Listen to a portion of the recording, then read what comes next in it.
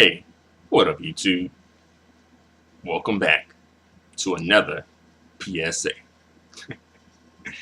Yeah, I know you guys are like, stop with the PSAs, all right? Stop it. But I got some things to say, all right?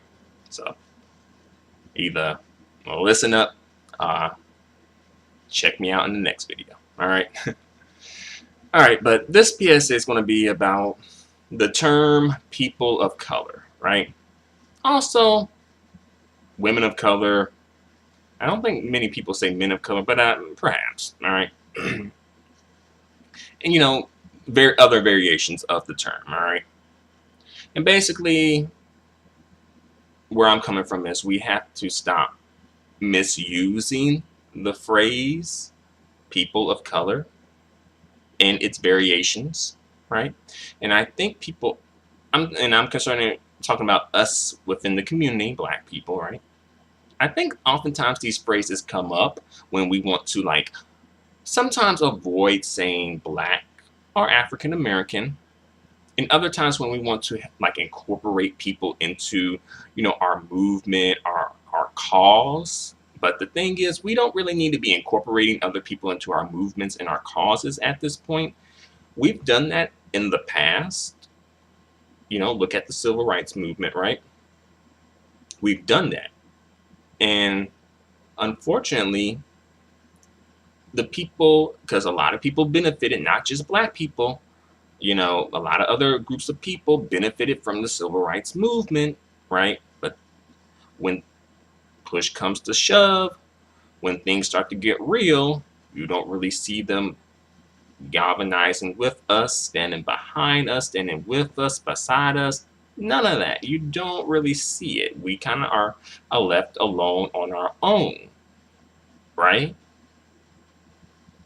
Because honestly, it should be a nationwide outrage over, say, police brutality, since it affects quote unquote people of color, right? Or men of color, people of color, right? But we don't really see that nationwide, countrywide outrage over it, right? And ultimately, we just have to stop being so all-inclusive. We have to start being a bit more exclusive, right? And vetting people a lot more in general, but especially in cases like these. And another time I see people of color in its variations come up is when, people, especially black women, want to kind of not say black woman, I'm a woman of color. Right? Because, it sounds kind of a little ooh la la, a little more palatable versus saying, I'm a black woman, right? Not that, of course, there's nothing wrong with that. Of course not, but like I said in the previous video where I talked about the word chocolate, I think sometimes these phrases come into play when we want to avoid saying certain other phrases, right? We say chocolate instead of dark skin. We say woman of color instead of black woman or African American woman. I think that's the issue. I think that's the issue right here.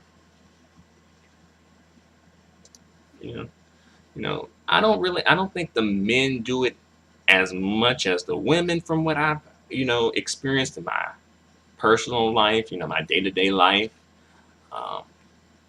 But you do hear people of color, perhaps from men, though. Not so much men of color, although you may hear that from time to time, but more so people of color, right? And I understand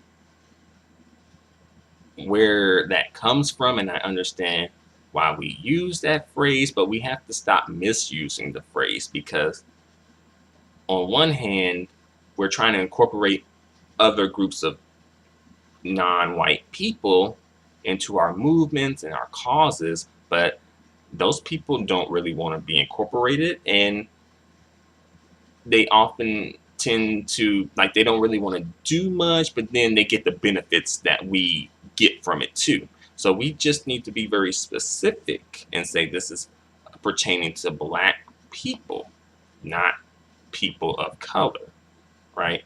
And oftentimes I think we get low-key guilted or, put on a guilt trip for being, you know, race oriented or race first.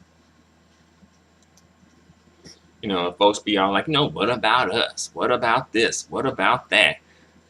And then it's like, well, why haven't you guys spoken up about anything? If you really feel this way, why wait till when we start to speak up and then try to guilt us into advocating for you when you don't even want to really advocate for yourself because you probably feel like this isn't really an issue?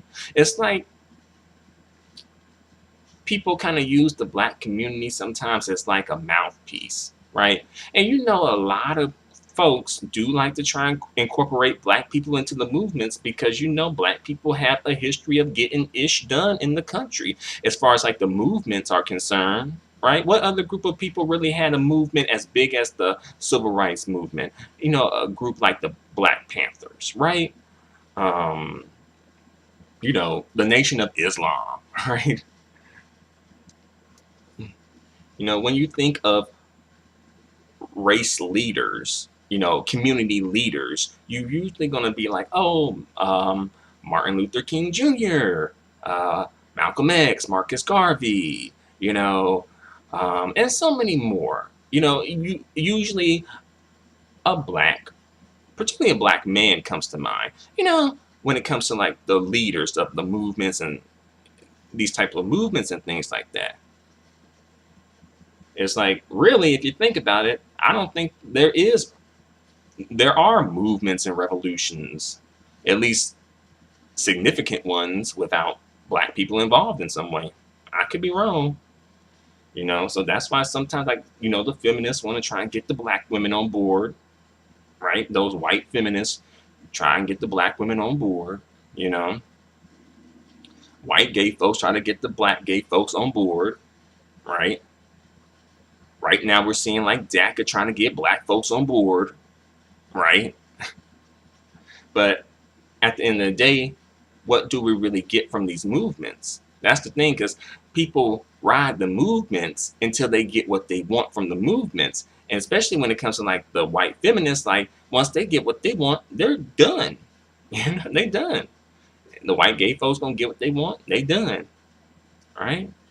And they kind of low-key promote it as like a trickle-down effect, right? Because right now we're talking and we're hearing about, women in Hollywood and the pay inequalities, right? But black women have been dealing with pay inequalities on, in Hollywood and on Main Street since inception, since the beginning of this country, right? And as well, black men too, definitely,